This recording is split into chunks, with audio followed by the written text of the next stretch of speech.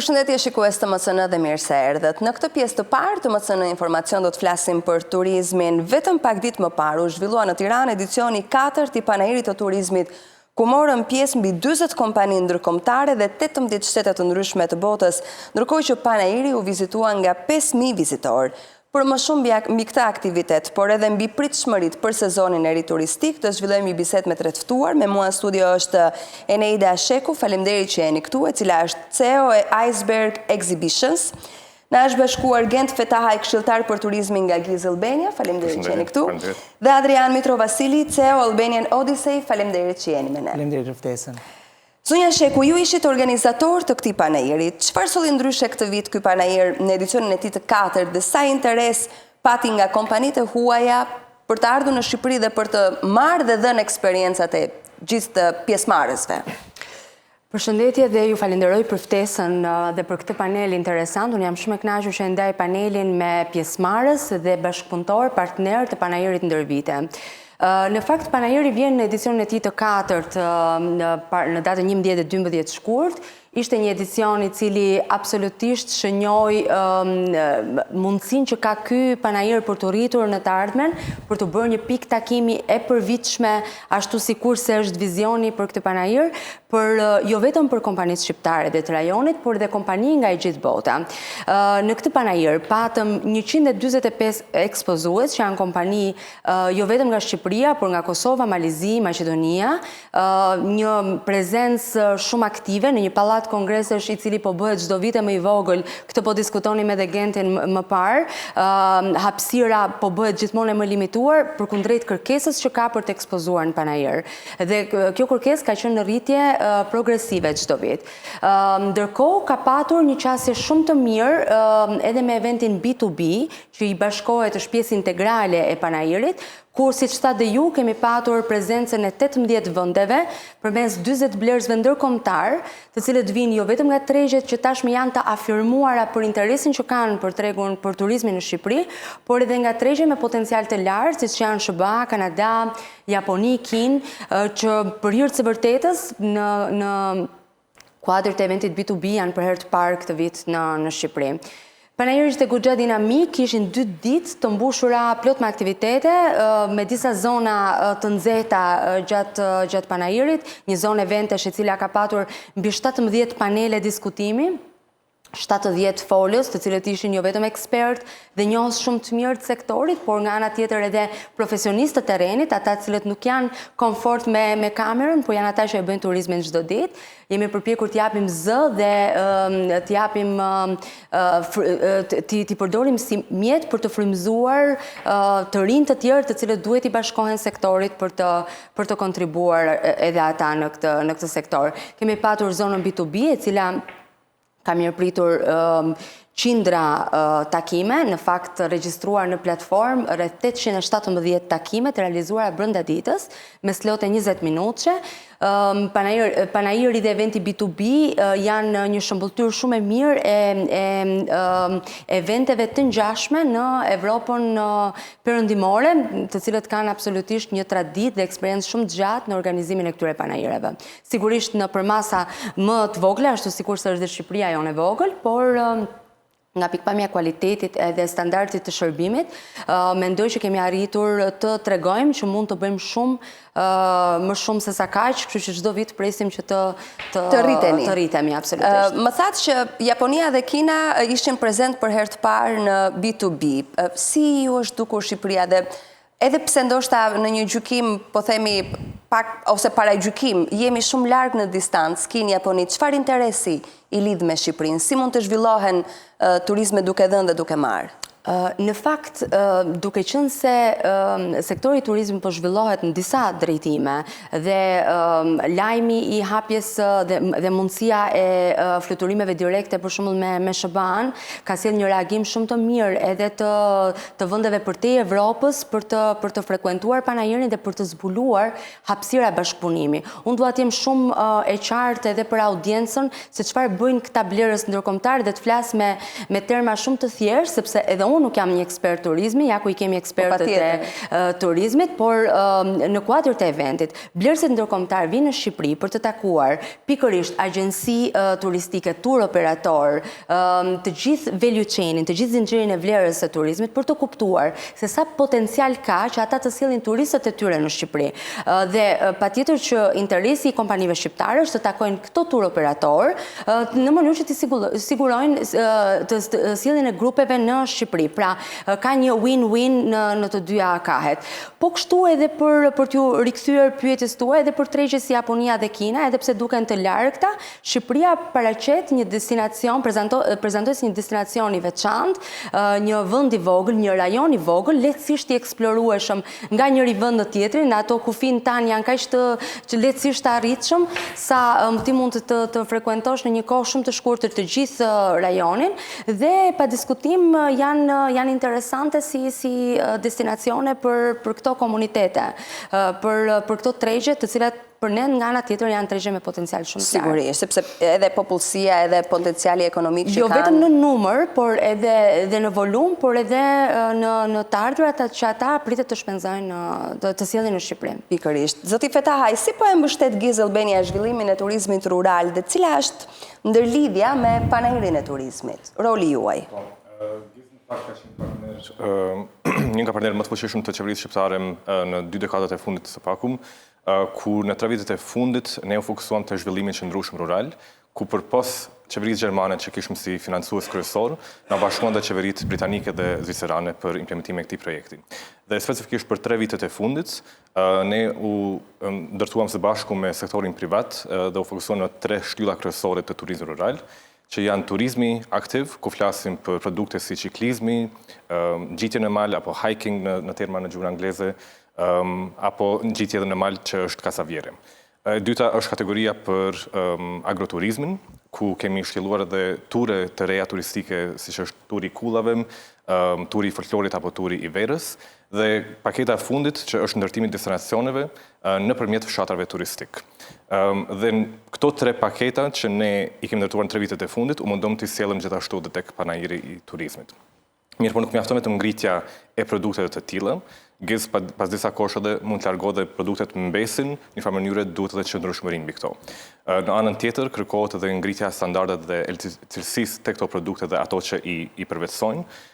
Dhe për këtë arsye, qysh nga viti I kaluar, ne bëm edhe marrëveshjen e parë ndërkombëtare që është me TUI Care Foundation, cilët ishin për herë të parë edhe në Shqipëri, ku u fokusuam tek këto produkte që ne ngritëm në këto 3 shtylla që sapo përmenda më herët, të bëjmë ngritjen e kapaciteteve të stafit të bujtinave, të agroturizmeve apo të guidave turistike. Kishtin interes këto 3 risi, po themi që ju prezantuat? Tek panairi? Tek panairi. Patjetër.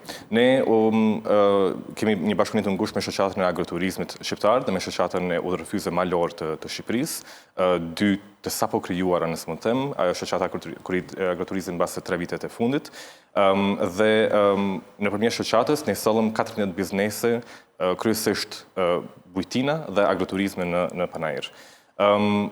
Pjesëmarrja ishte masive, me të drejtën dhe interesi ishte përtej pritshmërive, atë që sapo tha dhe Eneida, dhe ishte e mirë për të parë që edhe një biznes I vogël si një bujtin, le të themi, që është në zonë shumë malore apo rurale, nga takimet që përmende B2B, vetëm një bujtin mbi 40 takime B2B.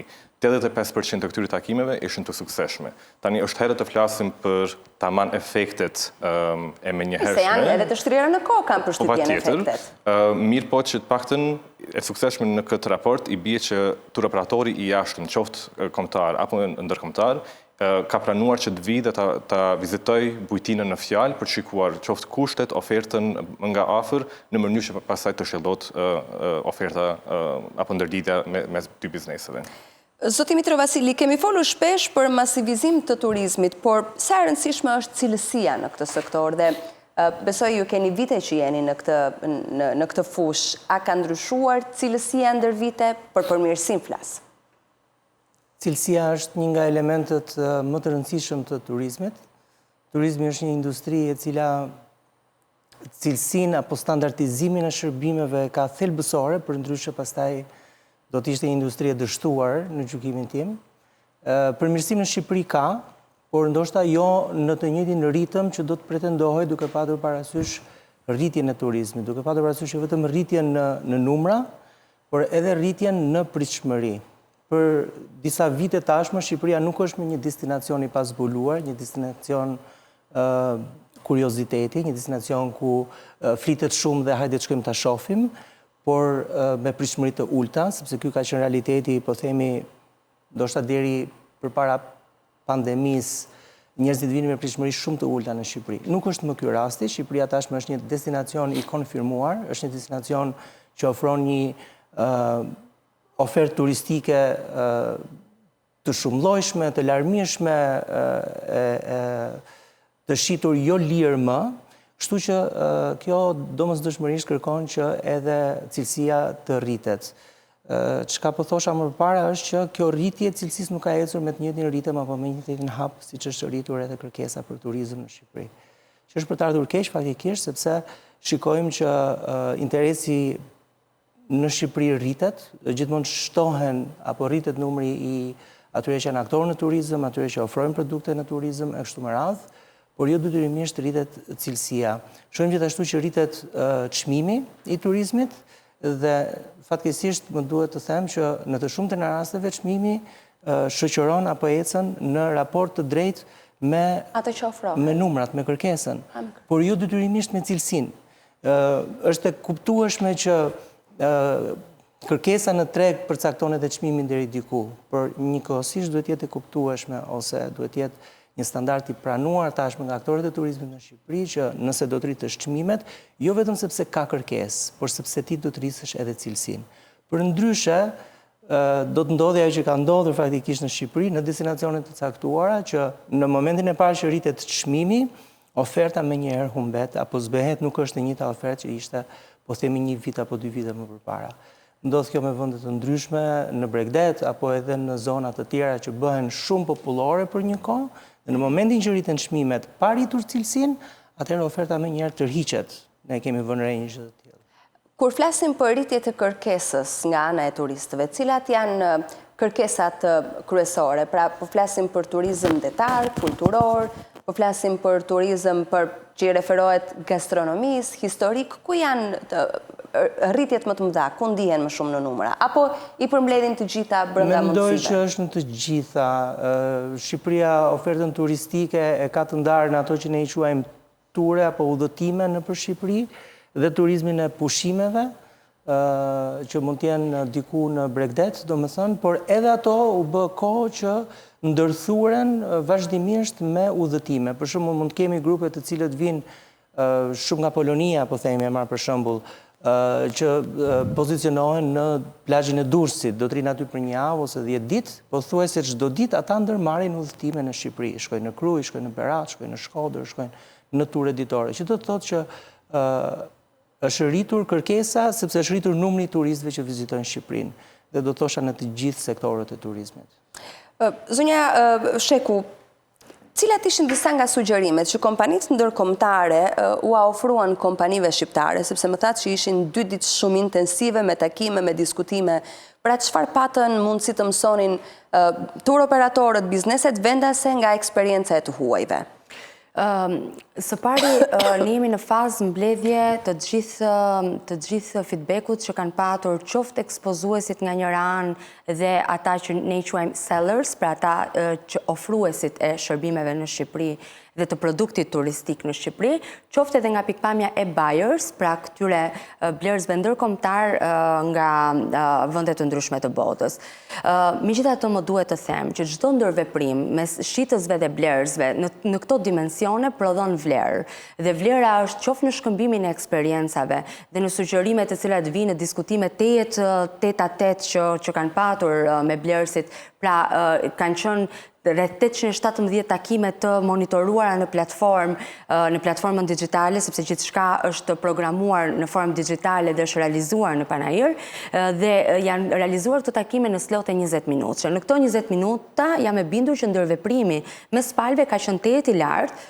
Ne kemi si organizator kemi incentivuar edhe programe trajnime të mëparshme për bizneset shqiptare, për kompanitë shqiptare, se si të realizojnë takimin sa më mirë brenda 20 minutash, se si të prezantojnë sa më mirë kompaninë e tyre dhe ofertën e tyre turistike, përkundrejt këtyre blerësve të cilët nuk janë të paduruar për të dëgjuar, por realisht kanë nevojë që të ketë dinamik të takimeve të tyre. Kështu që unë mund të them një mesazh që më ka ardhur nga blerësit në këtë pikë ku jemi. Nëse në vitet e mëparshme, në edicionet e mëparshme, shikoje një mungesë potenciali, madje shumë nga bizneset në Shqipëri ishin nuk ishin komfort që të hynin në për takime, në këtë edicion të 4 kemi patur një kërkesë shumë të lartë për të hyrë në takime, një lloj rehatie me të qenurit përpara një blerësi dhe për të prezantuar ofertën turistike. Kështu që ky është gjë një indikator shumë i mirë për të treguar që ka patur një rritje. Dhe panajiri në vetvete apo çdo lloj eventi i cili është i përvitshëm, i qëndrueshëm, ka këtë si synim që të rrisë kapacitetet e atyre që marrin pjesë. Kështu që mund të them që në çfarëdo lloj dimensioni, panajiri dhe ndërveprimi mes këtyre sellers dhe buyers ka prodhuar vlerë mes palësh.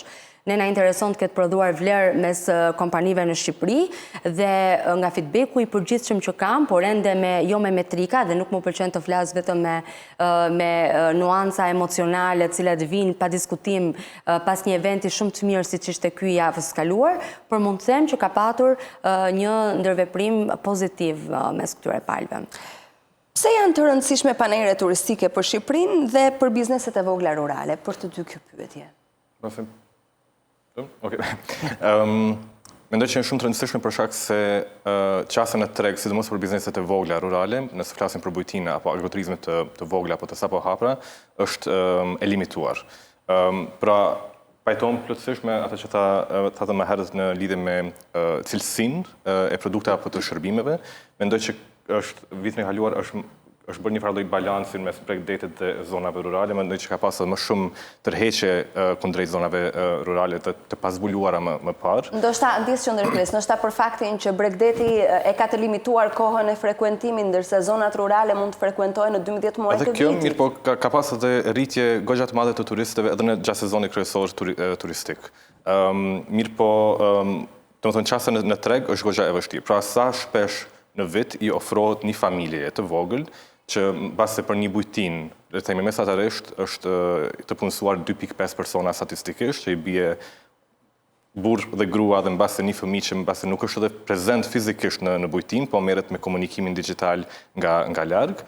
Dhe sa shpesh i bie që mundësia të jepet të jetë prezent një pajër kombëtar, e lëm edhe diçka tjetër që mund të jetë në nivelin ndërkombëtar, siç janë panajiret në ITB, WTM në Londër apo në Fitur në Madrid. Pra, goxha të rëndësishme për t'i ofruar mundësi për t'u lidhur jo vetëm me turoperator ndërkombëtar, ndonjëherë më duket sikur edhe e nënshmojmë në thonjza mundësinë që t'i jepet të lidhet me turoperator vendas. Pra, mendoj që ka edhe një mungesë komunikimi mes bizneseve brenda vendit tonë. Kjo e para dhe e dyta është sepse trajnohen, domethënë trajnohen për parapërgatitje që në gjuhën angleze quhet pitching, pra prezantim i ofertës tënde. Dhe më tutje krijohet një farë lloj besimi profesional. Pra një turoperator ndërkombëtar nuk besoj që në shkruar një marrëveshje pa u takuar personalisht me një individ për ta njohur për nga afër. Prandaj edhe kjo mendoj që ishte një metodë shumë e mirë dhe për ndihmuese sidomos për një target group kaq të caktuar. Bashkohem plotësisht me Gentianin, nuk e di nëse do të gjeja diçka tjetër për të shtuar. Është një forum jo thjesht i rëndësishëm, është i domosdoshëm, është i pazëvendësueshëm, sepse është një vend ku realisht ne, profesionistët e turizmit apo aktorët në turizëm në Shqipëri dhe më tepër se sa në Shqipëri, me të gjithë ata që i konsiderojmë si partner apo bashkëpunëtor apo kompani me cilët duam të kemi të bëjmë, vim së bashku dhe takohemi dhe jo vetëm takohemi, po njihemi me njëri tjetrin. Njohim pikat tona të forta, njohim pikat tona të dobta, e kemi të mundur të planifikojmë dhe të organizohemi për të marrë masa, të përmirësojmë aty ku duhet, të bashkëpunojmë më mirë atje ku nuk kemi bashkëpunuar dot më përpara, të vendosim linja të reja komunikimi, është i pazëvendësueshëm takimi ballë për ballë me një bashkëpunëtor. Ne të gjithë komunikojmë vazhdimisht, komunikojmë nëpërmjet emaileve, mënyrave të tjera të komunikimit dhe kështu me radhë, por ky takimi ballë për ballë, kur ti njihesh me tjetrin, të jep një pamje tjetër. Dhe në të shumtën e rasteve ka ndodhur që persona që neve në komunikime të formave të tjera mund t'i kemi anashkaluar apo i kemi lënë edhe mbasdore, nuk na është mbushur mendja për të bashkëpunuar, mbasi jemi takuar me ta në panajër, apo kemi parë ofertën apo produktin apo gjërat e tjera, atëherë bashkëpunimi ka qenë shumë i mirë, domethënë. Dhe kemi zbuluar, kemi njohur njerëz të cilët njerëz, kam thafin profesionistë të turizmit, dua të them, të cilët pastaj kanë qenë asete të jashtëzakonshme që ne të ofrojmë një ofertë turistike më të mirë. Kështu që panajëri ka një impakt të jashtëzakonshëm. Ju në moment të vogël fare do doja të ndaja pyetjet më përpara në lidhje me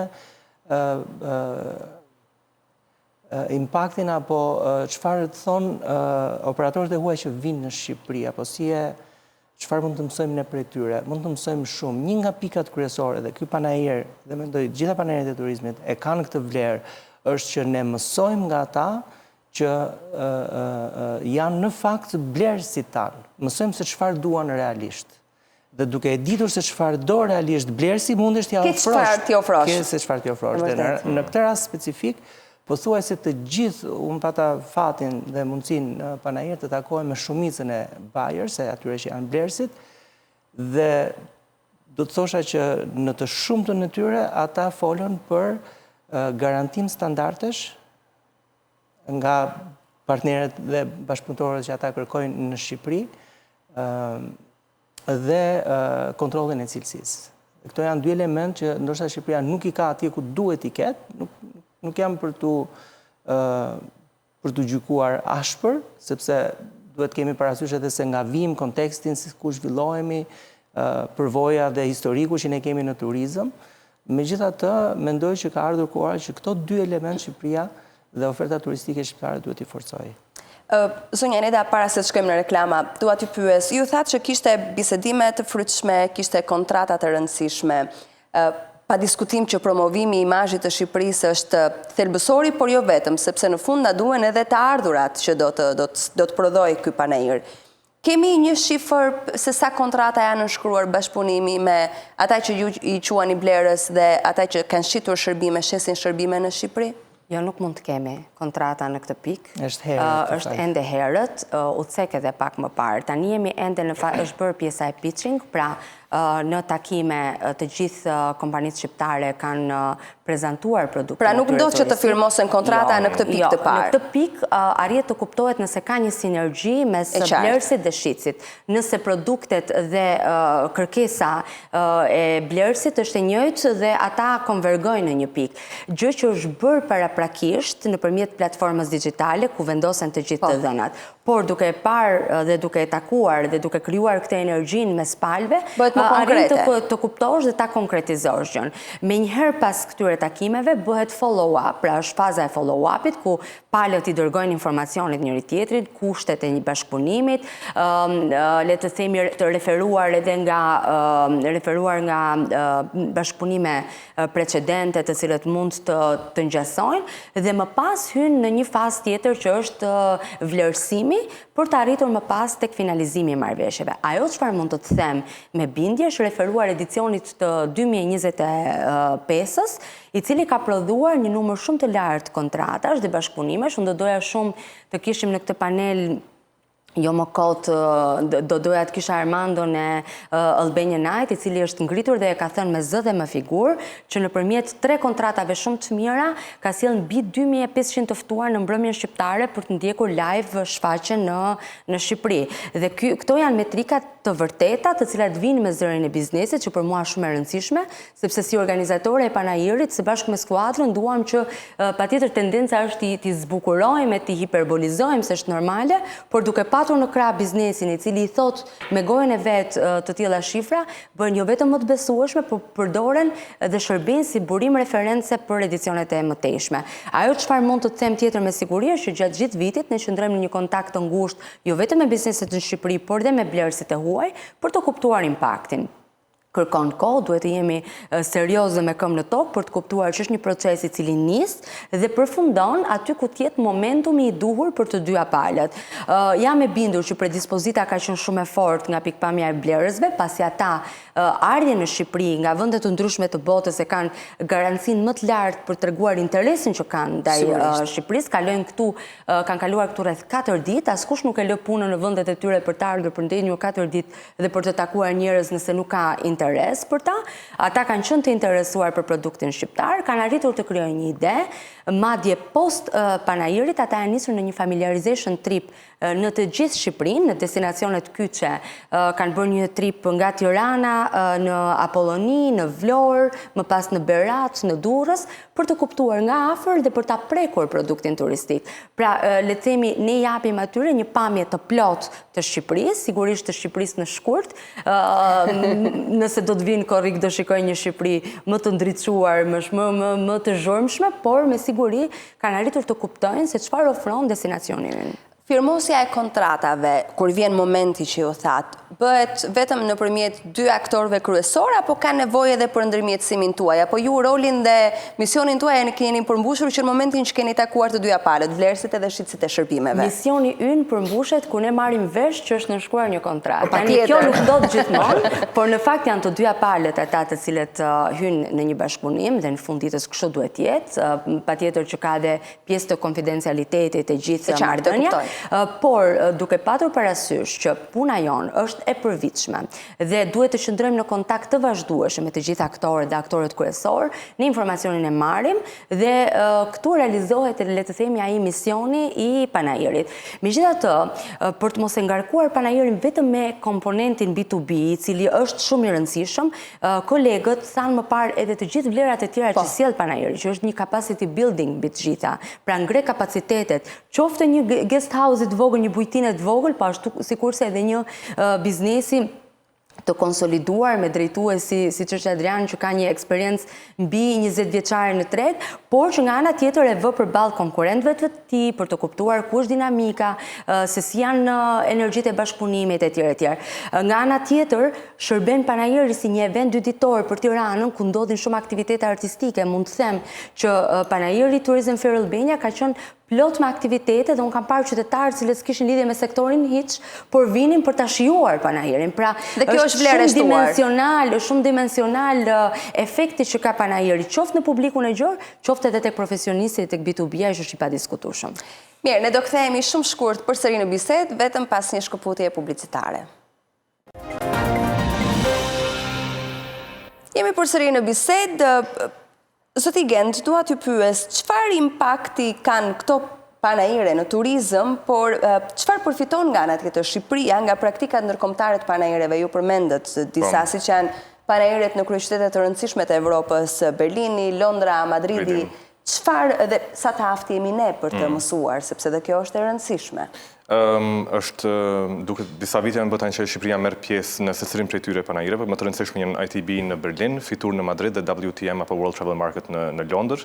Të gjitha organizohen zakonisht në fund vitit, nëntor dhe pastaj në fillim vitit shkurt mars, për arsye për ta kapur dhe sezonin e arshëm turistik me shumë mendjem. Mendoj që janë panajiret më të mëdha që ekzistojnë për momentin në gjithë botën, patjetër ka të ndryshme, mirë po Shqipëria është fokusuar tek këto treja kryesisht. Mirë po që gradualisht edhe këto po ndryshojnë. Do të thonë, nuk po bëhen më vetëm panajire në vetvete të turizmit, dhe po shndrohen komplet në platforma biznesi. Pra nga hapësira që ekspozojnë shtetet, po kthehen në platforma B2B në vetvete, masive. Dhe këtu kërkon dhe produkte konkrete, dhe gjithashtu kërkon edhe partner të besueshëm. Pra krijot një tip marketplace gjigant, ku praktika më mirë që e keni sjellë edhe ju 2 vitet e fundit, mbas edhe më herët mirë, por ka qenë masive këtë herë tek Tourism Fair Albania, janë takimet B2B. Pra, nëse Shqipëria paraqitet sërish dhe ka plan të jetë tani në 3-4 mars në Berlin, vëmendja kryesore duhet të jepet bizneseve, turoperatorëve shqiptarë. Sigurisht, sepse ata bëjnë punën në teren.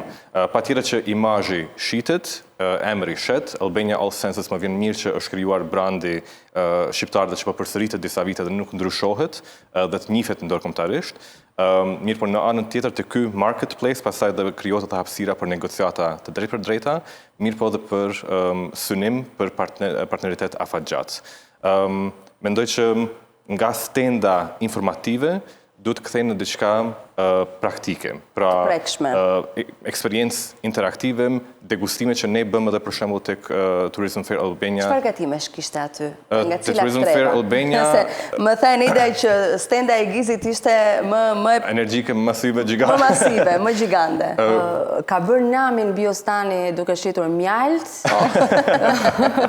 duke ofruar mjalt, ushqime të agroturizmeve, absolutisht, autentike, shqiptare, me ato pijet e mira, kemi bërë degustim vera shqiptare, do me thënë aktivitetet të cilat e kanë ngritur produktin shqiptar duke e qëndërzuar, sepse në fund ditës ky ishte qëllimi. Kryesisht fokuson edhe tek produktet lokale në skemen e cilësisë.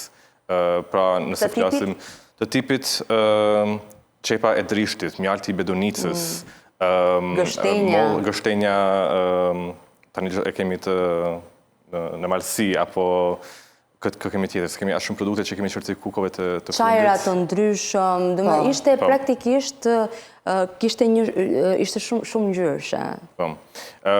Kështë po, duhet bërë një demonstrim dhe një prezentim i goxha i mirëfillt dhe nuk mjafton vetëm broshura apo shitje e imazhet në vetvete. Pra nuk shitet vetëm vendi, duhet ta mankë paketa konkrete të turoperatorëve kundrejt turoperatorëve ndërkombëtar.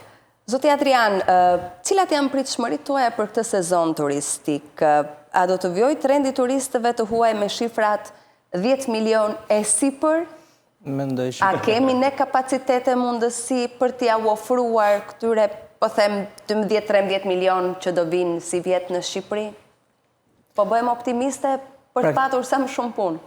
Po shkon zinxhir ajo? Praktika ka treguar që mundemi ta ofrojmë Shqipërinë si një destinacion turistik për mbi 10 milion vizitorë në vit. Ka ndodhur kështu vjet, ndoshta edhe para vjet. Sigurisht që ka sfidat e veta, paraqitet një situatë që mund të ketë sforco në sektor të ndryshëm. Cila është sfida më e madhe me të cilat ju përballeni? Se ju e prekni terrenin dhe e dini më mirë se kushdo se çfarë kërkojnë të huajt kur vinë dhe vizitojnë Shqipërinë.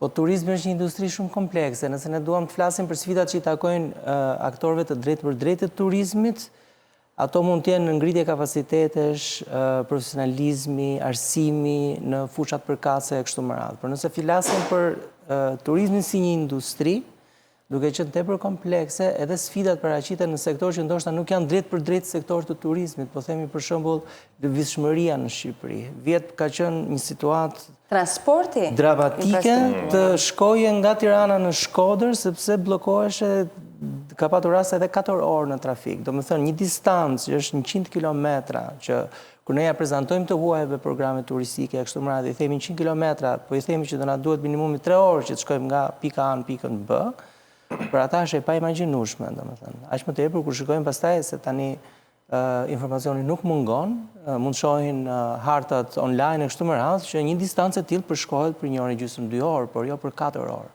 që ka ndodhur në Shqipëri. Apo përqendrime të mëdha të turistëve në zona të caktuara, mendoj që këto janë disa nga sfidat, mendoj që shteti këtu është një aktor shumë i rëndësishëm me të gjithë dikasteret e tij, jo vetëm me dikasterin e turizmit. Dhe duhet që strategjia e turizmit që ndërtohet, duhet të ndërtohet në ndërthurje edhe me këto dikasteret të tjera. Sa aktualisht si është, sa të përfshirë jeni në strategjit që arton pushteti qendror për turizmin? Në fundit që është bërë strategjia e turizmit, ne kemi qenë të ftuar dhe si aktor. Duhet kemi parasysh që edhe mundësitë e Shqipërisë në të gjitha nivelet e saj janë të kufizuar, nuk janë të pashtershme. Do të thënë, nëse ne do të qëndronim në këndvështrimin e qeverisë, do merrni mesazhin që rrugë të reja janë bërë, andej këtej e kështu me radhë. Dhe ato janë bërë, është e vërtetë. Por nga ana tjetër, nëse ne shikojmë realitetin në terren, shohim që përballemi me ngërçe që nuk janë të vogla. Një tjetër sfidë e madhe, do thosha unë, për turizmin është menaxhimi i territorit kur vjen puna tek mbetjet urbane.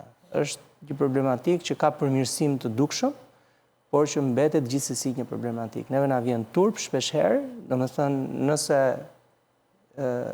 ka patur madje raste kur ka patur reporter apo kamera në teren, të cilët në mënyrë të paplanifikuar kanë kapur guida apo të tjerë të punësuar në turizëm, të cilët përfundojnë që të bëjnë pastrim në parqe, në anash rrugëve, kështu me radhë, ndalim nga autobusi me qese zeza, ndonjëherë na bashkojnë edhe turistët. Vetë turistët organizon. Dhe mbledhim mbeturinat në rrugë. Domethënë kjo është një situatë që nuk duhet vazhdojmë më. Një miku im ka shprehur një mendim që ndoshta është ekstrem, por është i nevojshëm. Ai ka thënë që çështja e mjedisit dhe menaxhimit të mbetjeve në Shqipëri duhet të jetë emergjencë kombëtare. Për momentin dhe për situatën kur ne jemi, duhet trajtohet si e tillë. Nëse ka patur në Shqipëri moratoriume për gjuetin, apo për shpyllëzimin, apo për gjëra të tilla, duhet ketë tashmë një emergjencë kombëtare, një qasje ku i gjithë shteti, aparati shtetëror dhe e gjithë shoqëria duhet jetë e angazhuar me një orientim të mirë për të menaxhuar këtë situatë. Është e nevojshme. Është të ndërlidhem shumë shpejt këtu në ITB tek panajri i turizmit në Berlin, vitin e kaluar tematikë kryesore ka qenë turizmi i përgjithshëm, që bie edhe vetë responsible tourism në anglisht. Pra i bie që vetë turoperatorët ndërkombëtar dhe pala e tretë, vetë turistët që dëshirojnë të udhtojnë jo vetëm në Shqipëri në këtë rast, por çfarëdo vend tjetër, kërkojnë turizëm të përgjithshëm, që i bie. Ata duan të dinë me çfarë udhtojnë, do të udhtojnë në vendin që arrin. Në këtë rast ne nuk kemi tren apo sistem trenor, mirë po transport i gjelbër. Aq më tepër që ande funksionon në gjithë Evropën lindore perëndimore, është një nga mjetet më të rëndësishme transportit. Pastaj e dyta është aspekti në mjedis. Pra çfarë impakti kam unë si turist nëse e blej këtë paketë turistike, a kam mbetje nga kjo. Do të thonë i shikojnë çfarëdo lloj aspekti që mendoj edhe kjo është një mësim për ne mbase për tematikat e ardhshme në panajire që të bedisohemi dhe ne si vend për probleme më kryesor që ata ju në turizëm. Enita, je shpresë plot për rritje të numrit të vizitorëve? Pse jo, edhe si burimi asaj që prodhuat ju të panairit? Pa diskutim që po, duke referuar edhe progresit të viteve të fundit, që pa diskutim mund të them që gjithë problematikat që u cekën ekzistojnë për cilën çdo ditë etj etj. Por kjo nuk do të ndaloj rritjen progresive. Unë shpresoj që ne të dim të përgjigjemi dhe të mitigojmë risqet e këtyre problematikave, që të këto të mos kthehen nesër në një kufizim për të ndaluar këtë rritje, por jam shpresë plot që nuk do të jetë kështu dhe do të vazhdojmë të kemi le të themi rezultate pozitive nga sektori i cili është shtyllë kryesore e ekonomisë shqiptare. Nëse do të flasim për atë çfarë prodhon realisht vlerë për ekonominë shqiptare, bujqësi, turizëm, këto janë ato shtyllat pilaret kryesor të ekonomisë. Që që gjithë angazhimi jonë, qoftë si aktor në këtë sektor dytësor, po dhe atyre që janë aktor parësor në sektor, duhet të jetë të japin maksimumin e tyre për të bërë që turizmi të jetë i përgjithshëm, të jetë i qëndrueshëm, të jetë gjithë vjetor, të jetë cilësor, dhe kjo rrjedhimisht do të sjelli rritje në turizëm, një rritje e cila do të reflektohet edhe në GDP-n e vendit, do të reflektohet në ato outputin pozitiv që sjell.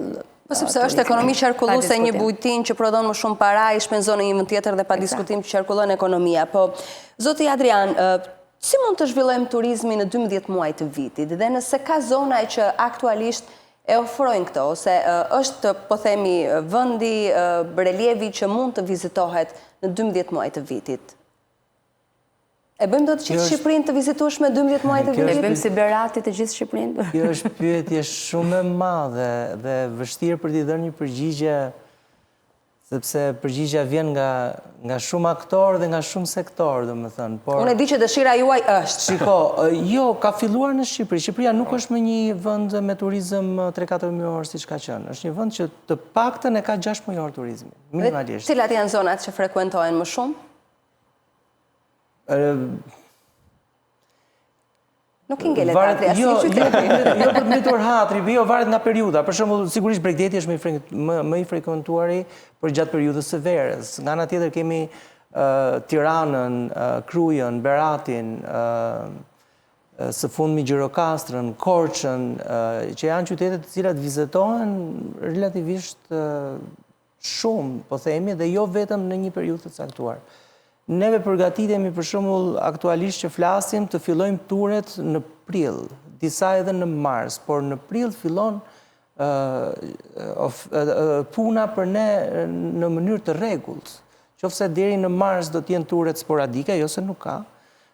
Tani nga prilli e tutje do të jenë të rregullta dhe është një situatë që do të vazhdoj me ulje dhe me ngritje, e ka pikun në fund të majit, fillimi i qershorit, për sa i përket tureve jo të pushimit, jo në Bregdet. Do të ketë një zbehje ndoshta gjatë muajve të nxehtë të verës, korriku dhe gushti, sepse atëherë pastaj njerëzit përqendrohen në Bregdet, është turizmi i pushimeve që e merr vëmendjen dhe fokusin, dhe pastaj ka një rritje sërish shtatori, tetori, fundi shtatori, tetori, nëntori, dhe kemi patur vitin e ri me shumë njerëz që kanë zgjedhur ta vizitojnë Shqipërinë për vit të ri, apo t'i kalojnë festat e fundvitit në Shqipëri. Nga Spanja, nga Izraeli, nga Polonia, nga Franca ka patur shembuj të tillë. Kështu që mendoj që Shqipëria tashmë ka filluar ta zgjerojë në mënyrë domethënë se ofertën turistike të shtrirë në gjithë vitin. Po Kenti. Sa përket temës për turizmin qëndrueshëm, në fakt GIZ 2 vitet e fundit ka bashkëpunuar me 6 bashki të ndryshme në rajone të ndryshme për të krijuar produkte turistike gjithëvjetore.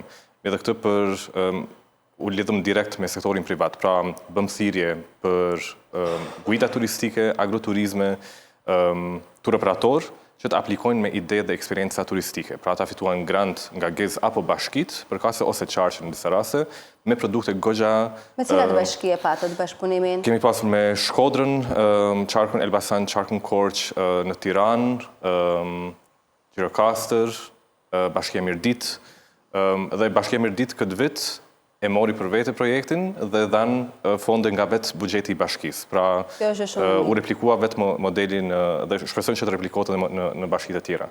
Mirë po që ka eksperienca autentike dhe unike që bën gjatë gjithë vitit. Kemi 50 të tilla që kemi financu dhe që tani janë aktive dhe po implementohen nga vetë ekspertët e turizmit, por që bën gjatë gjithë vitit. Përveç problemeve që thamë që pa diskutim pjesa e menaxhimit të mbetjeve, ndoshta pak pjesa e infrastrukturës, mjetet e transportit, trafiku që duam apo s'duam ne, kur ka shumë turistë dhe në qytete shumë të vogla që kanë vetëm 1 apo 2 bulevarde kryesore ndeshesh me trafik, po me çfarë mahniten më shumë, po drejtojmë nga zotrin, nga Adriani, duke qenë se është edhe në teren, me çfarë mahniten më shumë turistët kur vinë në Shqipëri? Me thënë, çfarë veçojnë më së shumti? Gatimin jam e sigur që po, sepse të gjitha zonat e Shqipërisë kanë mjaftueshëm çfarë të ofrojnë. Jo vetëm, Shqipëria është komplekse në ofertën turistike dhe e vlerësuar dhe e pëlqyer. Domethënë, unë mund të them që në 20 vitet e fundit janë të rrallë turistët që largojnë nga Shqipëria me përshtypje jo shumë të mira. Peizazhi natyror është shumë i bukur. Është i larmishëm, ndryshon shpesh dhe ndryshon goxha. Për 20 minuta në malin e Dajtit, në Tiranë edhe në det. Pikërisht, brenda të njëjtës ditë je në Bregdet, je në një zonë kodrinore shumë të bukur dhe mund të flesh në një mal ku ndryshon peizazhi krejtësisht. Është e bukur sepse është e pasur në të gjithë elementet natyror, nuk i mungon deti, lumenjt, liçenet, malet, fushat, kodrat e gjitha dhe është i bukur si peizazh sepse lëm brez. Ka itinerare të cilët realisht njerëzit kënaqen, mjaftohen me një peizazh të mrekullueshëm. Vetë shqiptarët janë një nga atraksionet turistike kryesore në Shqipëri. Shqiptarët me karakterin e tyre, me tipin e tyre, janë të qeshur, janë të këndshëm, janë mikpritës. Dhe kjo vlerësohet shumë nga turistët. Gjithashtu vlerësohet edhe fakti që Shqipëria është e sigurt. Po. Ndoshta deri diku mendimi apo ndjesia për Shqipërinë nuk ka qenë e tillë, por u bë disa vite tashmë që Shqipëria ka fituar reputacionin si një destinacion turistik i sigurt, ku turistët mund ndihen rehat, komod, pavarësisht se kur udhtojnë, kudo që të jenë, gjejnë njerëz që jo vetëm që nuk i bëjnë të ndihen të rrezikuar apo të kërcënuar, por përkundrazi janë aty të gatshëm të ndihmojnë, të asistojnë e kështu me radhë. Patjetër kulinaria është një aset i madh i turizmit në Shqipëri, veçanërisht kur dalim nga qytetet, kur dalim nga klishet, po i quaj, dhe jemi paksa më tepër edhe në atë Shqipërinë autentike. Në pjesët rurale të vendit besoj ka edhe më shumë interes. Po shqiptarët, sa e njohin Shqipërinë? A jemi ne njerëz që duam të organizojmë, qoftë edhe me guida vëndase, për të parë vënde që ne nuk i dim ose nuk i kemi parë? Unë mendoj që ky trend është rritur vitet e fundit. Patjetër që dhe këtu Adriani mund t'japi një feedback shumë të mirë, por nga nuhatja ime dhe patjetër nga gjithë ndërveprimet që kemi edhe në kuadër të organizimit panajirit që zë një kohë shumë të madhe në jetën tonë, me shikoj që ka një ndërgjegjësim të shqiptarëve, patjetër lehtësi për të prerë një bilet dhe për t'ikur jashtë, por për të kaluar një fundjavë në zonën e Korçës, për shembull, e cila ka qenë prej shumë vitesh tashmë shumë e tejet ngarkuar, ishte e pamundur që ti të rezervosh nga e premtja për të shtunën për në Korçë, është gati e pamundur. Berati gjithashtu është një destinacion gjithvjetor që në çdo kohë ka njerëz, në çdo kohë ka turist, po ka edhe vendas të cilët shkojnë për të vizituar, për të ngrënë një drekë etj. Ne nga ana tjetër, kur flasim për kulinarin, ne dim shumë mirë ku janë ato vendet, me sugjerime mes popullsisë lokale, dim ku të shkojmë. Pra, nëse nuk shkojmë për të takuar shqiptarë të qeshur, siç e bëjnë turistët, shkojmë për të ngrënë një drekë të mirë apo për të kaluar një fundjavë buzëdetit, që është kaq lehtësisht e arritshme në Shqipëri. Mendoj që ka ardhur duke u rritur dhe ndërgjegjësimi për të shpenzuar kohë në vendin tonë. Dhe kjo sidomos post pandemisë. Që njerëzit arritën ta eksploronin Shqipërinë në të gjithë dimensionin e tyre. Sepse stilnim dot jashtë. Praktikisht edhe familjarët filluan të bëshin pjesë të grupeve, të guidave, për të eksploruar, sidomos në Shqipërinë e Veriut, që e njinim shumë më pak se sa atë të jugut, u bën destinacione si Lëpusha e tjerë, të cilët më përpara nuk dëgjoheshin më tej, u bën tejet virale dhe kjo vinte nga popullsia vendase. Dhe në fakt, nga bisedat që kam patur edhe me profesionistë të sektorit, shqiptarët janë një kontingjent shumë i mirë turisti brenda vendit. Do me thënë edhe nga pikpamja e dëshirës për të shpenzuar, edhe për ta shijuar. Duke qenë si jemi kështu popull Ballkanas, dhe që kemi dëshirë të kënaqemi dhe të gëzojmë gjën, nuk na mungon dëshira për të kaluar një darkë me muzikë etj. Kjo rrjedhimisht të plotson gjithë atë zinxhirin e vlerës deri tek pjesa e qarkullimit të të ardhurave më të larta. Dhe është shumë e mirë, sepse mbetet leku brenda kufive të Shqipërisë. Këtë mund ta them mbas edhe për paketën e fshatrave që kemi pas, fshatra turistik, nëse flasim për Rabdisht, Nepravisht, Zogaj, Lekbibaj apo Bobështic, kryesisht deri vitet e fundit kanë qenë turistë ndërkombëtar që kanë qenë prezent. I keni çuar edhe në Bobështic? Edhe në Bobështic, po. Jeni nga Bobështica? Jo. Jo, jam nga Korça. Okej. Kulinaria na tërhoq në Bobështic. Mirë, po që për shembull rasti i Sabriu Guest House në Rabdisht, na thanë që fillimisht vinin shqiptar për të ngrënë te bujtina, që është e vetmja tani deri tani në Rabdisht. Kurse tani janë 3 bujtina në Rabdisht.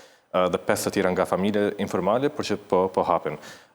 Për që thamë po, dhe më thonë turistët vendas, vinë, hanë dhe ikin.